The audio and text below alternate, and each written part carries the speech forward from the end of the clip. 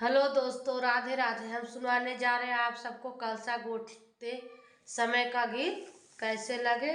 Comment में जरूर बताएं। लाइक सब्सक्राइब एंड शेयर जरूर करें। हरियर बसवा कटई है मड़उआ छवई, है मड़उआ छवई है ओ बहिनी सही तारा बैठै कवने रम बहिन कब आई है कलश कब गोठिया इहो बहिनी तेही तारा बैठै कवन रम बहिन कब आई है कलश कब गोठिया इहो अवहु ननदा गोसाई नी मोरी ठकुराई नी मोरी ठकुराई नी हो ननदा बैठी जा तू बीच मड़उआ कला हमरे गोठौ कलश हमरे गोठौ हो बैठब बीच मड़उआ कलश हम गोठबै कलश हम गोठबै गोठौनी काऊ देबू गोठौनी काऊ देबू हो तोह का तो देबै रंग चूनर भैन रंग रे हो ननदा ननदोइया के चढ़ने कई घोड़ा हसत घर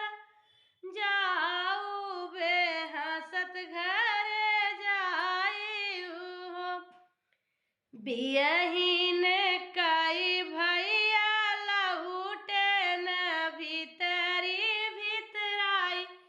अरे भीतरी भीतराई गए हो बहिनी है नीली राके वड़िया बोलाए नाही बोलाई खोलाए नाही खोलाई हो भैया नीली है बजरा केवड़िया बोलाए नाही बोलाई खोलाए नाही खो आई हो भैया कैना देता हमारी विदैया घरे के चली जाइत घरे के चली जाइत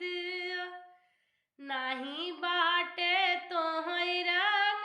चुनरी भैन रंग ठोड़र भैन रंग ठोड़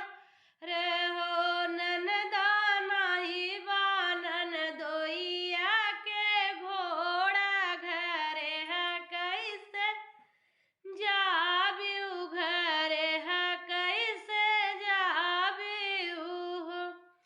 रोताई निकरी नदिया तो सुसकत भयनवा